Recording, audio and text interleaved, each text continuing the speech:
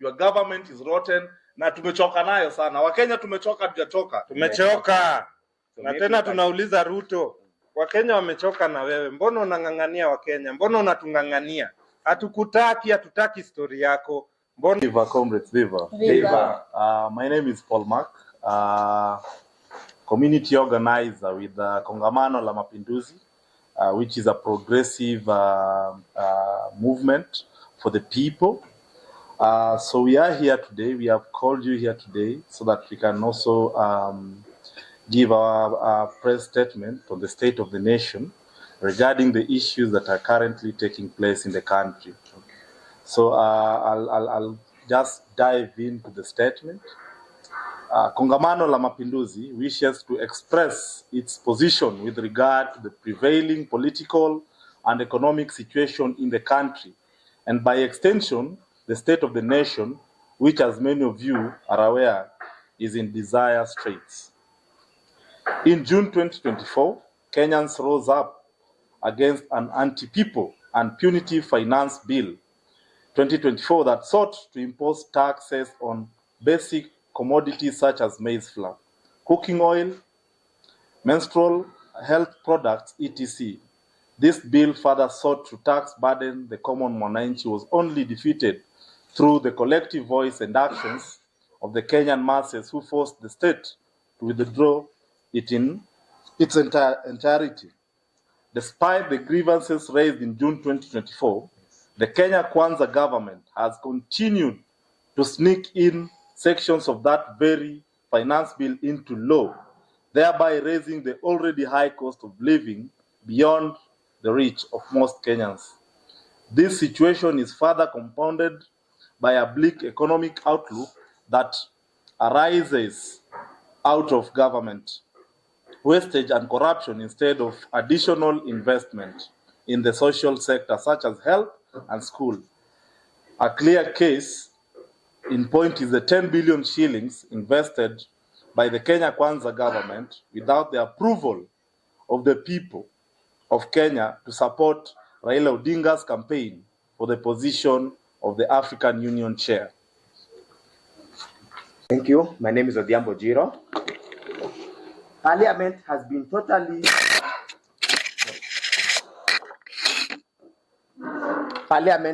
totally captured by the executive, and every day churns out pieces of legislation that are anti-people and anti-land.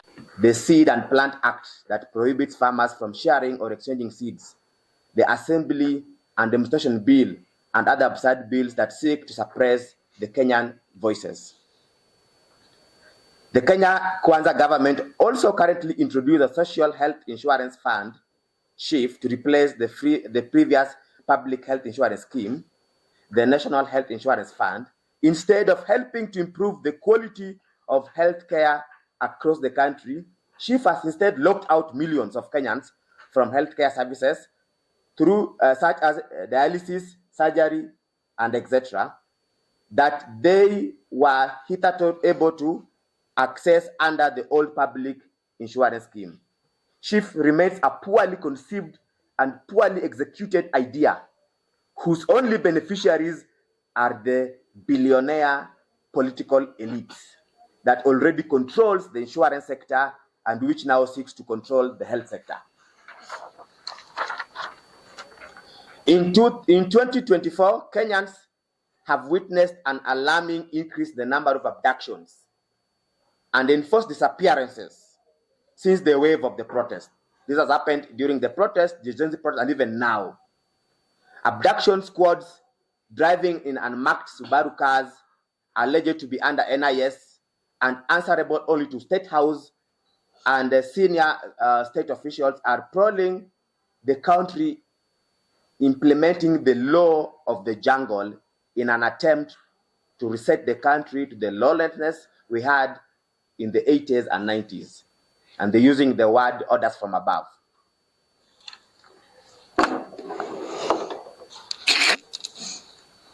My name is Papicha Kariuki. I'm from the KONGAMANO La MAPINDUZI. On 12 July 2024, Kenyans woke up to a shocking news of bodies dumped in a quarry a few meters from Kware police station in Mukuru slums. The recent launch, Kware the Aftermath, report by the Mukuru Community Justice Center has pointed out the numerous failures from the government to local institutions, including the religious institution, which have failed to support the families of victims of this great tragedy. After this crisis, there has been 97 documented cases of femicide in the past 3 months. The political elite, meanwhile, have coalesced under the broad-based government that only serves their self-seeking interests, instead of focusing their efforts towards bettering the material condition and lived realities of Kenyans. They have focused their attention to settling political scores that are of no significant value to the Kenyan masses. The politicians are also currently engaged in a process of ethnic balkanization that seeks to reverse the gains made by the June protests that were largely tribeless. The current crop of leaders in Kenya remain a great social cancer and a stumbling block to the process of nation building. You can move to this one.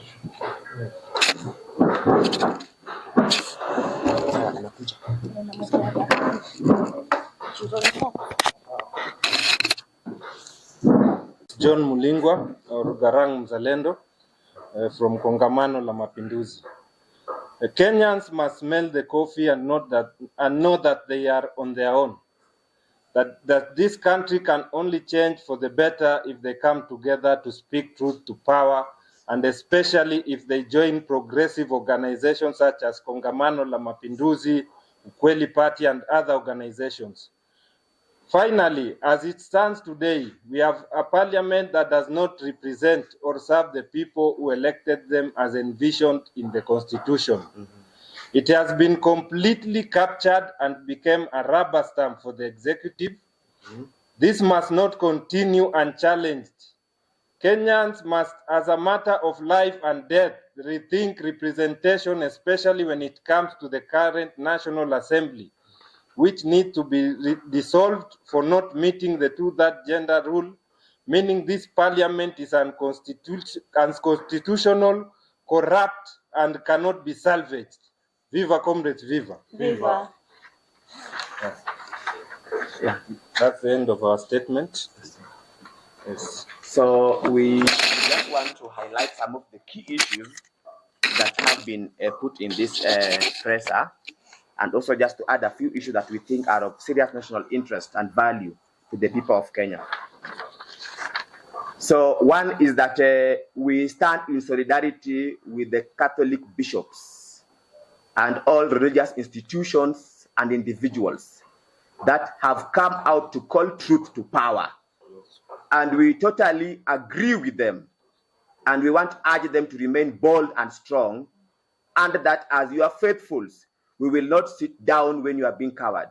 We will stand by the Catholic bishops and all religious leaders in demanding accountability and in speaking out on the matters that affect your people.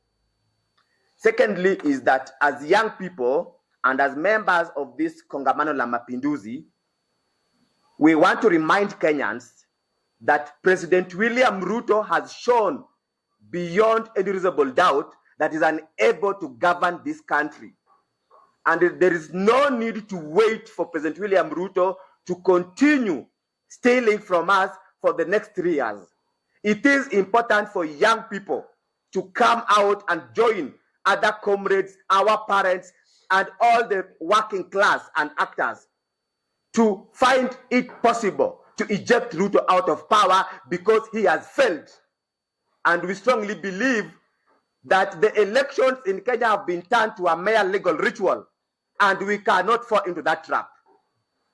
President William Ruto has failed us, and he cannot lie to us that we have to wait until he finishes his 5-year term. It is important for Kenyans to think what is realistically possible for them to save themselves from the hands of this dictator. Thirdly, is that Kenyans are perturbed in the priorities of the government are making or taking. Instead of President William Ruto and his government fixing the issue of lecturers. He has the money to bribe priests with. He has the 5.8 million to give priests. He has 300,000 for buying uniforms, but he does not care about the status of roads. Yet we are having a lot of cases of road accidents all over the country. This shows how insensitive President William Ruto and his government is. President William Ruto is not even concerned about the welfare or the status of education in this country. During our time when we were in the university, a semester could cost around 65,000 to 80,000. Now, for you to attend a class and pay just for one semester, you must part with over 114,000. That's the University of Nairobi when you are doing these other courses. Yes. If you are doing a course like medicine, you know what it means. Yet President William Ruto is talking about exporting labor, skilled labor to the world. Where will the young people get skilled if the cost of that education or skilling is expensive? Yet you have got priorities to repair State House. You have got priorities, to come up with what is not very important for us, that is only meant to siphon money from us. Down with Ruto, down. Down. Down with Ruto, down. Down. Yes. Another thing that we must also speak about is the issue of abductions and enforced disappearances, which has become the normal norm of this regime. And we've had the IG lie to Kenyans that he has formed a space. What the victims and Kenyans are asking is, what are the mechanisms and the intention of this special unit? Are you going to engage the victims and survivors or the families and the actors, or is this special unit a way to do the cover-up of the abductions that have happened under the watch of the police service? And we think that this special unit by the police on abductions could be like that other suspect of Mukuru, when the state, in its own wisdom, identified a suspect for us, and they disappeared the suspect again from the police station. So Kenyans are demanding to know what do we expect from this special unit, and how are you going to engage the families and various actors on this issue? Thank you. And then lastly, as a gift to my fellow comrade, is that we were informed by the ruling class that we need to give President William Ruto time, and that he listened to the cries of the Gen Z. And we said, let's give him the benefit of doubt. But since the Gen Z actions, abductions still continue. Even after the Gen Z actions, the taxes are being forced on our threats. And President William Ruto has still become very careless, even in the manner in which it is expanding. And so this calls for a need for the Gen Z and all Kenyans to get back to the street, because that's the only language that President William Ruto can understand. And it is a matter of time that if President William Ruto do not operate in the confines of the law and listen to the cries of the Kenyans, then Kenyans will not have any other option but to join hands. Kenyans or all walks of life, of all generation, will have no any other option but to get back to the street and defend this constitution. Long live Kenyans, long live. Long live. Can I say something? Yes, I think Kenyans now have seen that the power that church had given Ruto. And you can see now that the church is taking back their power, and Ruto is in a panic mode. And we want to tell the church and the religious institutions that on June, when we started the revolution, you failed young people. You failed the Gen Z movement. Now that you are rising up, we don't want you to see you again being called in State House and being given the envelopes and being bribed and supporting impunity in Kenya. The church must join the movement, and the church must mobilize against Ruto. And we don't want just to hear that statement threatening that, oh, we'll mobilize people to go to demonstrations. The people have organized demonstrations. The church should mobilize the masses to join the demonstrations. Another thing is on the issues of this, the bills they are introducing, because we have realized Wakenya, they are introducing finance bill once again kwa mlango ya nyuma, and they are pretending, oh, sijui tax laws this, tax laws that, sijui tax laws this, amendment bill. Hiyo ni finance bill wanarudisha nyuma na hii broad-based government. Now wanaenda kufanya public participation in selected counties. Tuliona wakati wakitoa Gachagua, public participation was in every constituency. If any legislation in Kenya, the impeachment ya Gachagua ilisha set the standard of public participation. If it is public participation, ifanywe kwa kila constituency, kwa every electoral unit, public participation ifanywe. Na me, I'm just asking the Kenya Kwanza government or Kenya Kwisha or whatever. Hizi taxes mnashinda mkiitisha watu, mnatakaza nini? Because we have not seen what you have done with whatever you have been collecting. Mnashinda mkituitisha pesa, mpeleke wapi? And we know you have been stealing our money. We know Ruto ameshindwa kugovern hii country, balkanize the nation. The nation leadership is not what wanashinda wakitupreachia. The church imekuja imekuambia you lying, you keep on lying to Kenyans. Unafikiria Kenyans they don't know that you are a liar? Saa hii Ruto, even if you say anything positive or anything that is believable, hakuna mtu atakuamini, because 99% of what you have been saying ni uongo. Sisi tunaambia vijana wa Kenya, musiendelee kuingizwa kwa hizi mambo za the mantra that tulisema ni ya tribeless, it remain tribeless. Because tribe hakuna pali inasaidia kijana wa Kenya.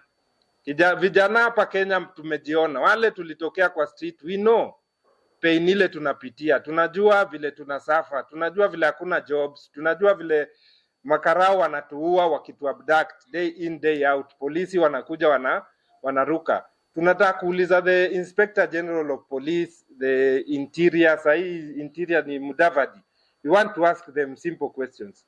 Hii Kenya kuna civilians ambao wamejipatia kazi ya kuabduct people, so that mnakuja mkituambia ati si nyinyi mumeabduct people, si police wameabduct people. Do we have civilians the mandate of abducting people or running security in this country? Ndio tujue, ndio pia sisi kama raia tujipange kudeal na hao civilian ambao wana run parallel government. We want to emphasize that sisi kama Kenyans we are tired. The reason why we came out is because maisha is unbearable. Life is unbearable in this country, and we will not continue like this. And Ruto should know that. Ni karibu tu, hatuko mbali sana kukutoa hiyo State House. And we are not afraid. Hata kama hii you will continue abducting us, you cannot abduct 50 million of us. Uta-abduct wale uta-abduct. Hata Nyayo alitutengezea mpaka torture chambers and whatever, na alienda. Saa hii umesikia hii issue ya Mukuru Kware, they knew itawa implicate. Mimi nilikuwa Mukuru tukitoa bodies. Serikali sasa imecriminalize hata watu the activists wa Mukuru from even talking about the issue. Why are they afraid? Because the guilty are always afraid. Kwa hivyo sisi tunataka kusema hapa kwa Wakenya tumechoka. Wale mnashinda mkituambia stories za tribal, that is your business, because hakuna tribe ishawaisaidia Mkenya hapa Kenya. Wakenya sisi interest zetu na issue zetu ni moja. We are tribeless, na sisi lazima tuendelee kupigania hii nchi. Tumeona Wakenya wameitisha maandamano on Thursday. Wewe ukiwa Mkenya ukisikia maandamano imeitishwa, because hawa wauaji, hawa wafisadi wanaelewa lugha ya maandamano. Tuliona nguvu ya maandamano in June. Kwa hivyo saa hii ukisikia kuna maandamano yoyote, jitokeze kama Mkenya. Usitaka tukomboe hii nchi, kwa sababu hii nchi lazima tuikomboe. Tukiachia imagine nini mwaka ya pili, and this is what we are going through. Hizi 3 years, do you think there will be a country? Hatutakuwa na nchi. These people will finish this nation, and as patriots kama wazalendo wa Kenya tusikubali hiyo, tukatae. So there is another thing that we've witnessed also lately during the people's assemblies. We've had progressive organizations that have been holding the people's assemblies, and we have seen the government sending the police to stop the people's assemblies from happening. Mr. William Samuel Ruto, why are you trying to shrink our civic spaces? We are speaking with the people because the people want to speak about the issues that are happening in their country. Because you said very well that you will listen to the people. So when people organize for people's assemblies, why don't you want to listen to them? We've seen you send the OCS of Shauri Moyo police station to stop the people's assemblies in Shauri Moyo. Yes. We've seen you send the OCS in Kilifi, in Malindi, to stop the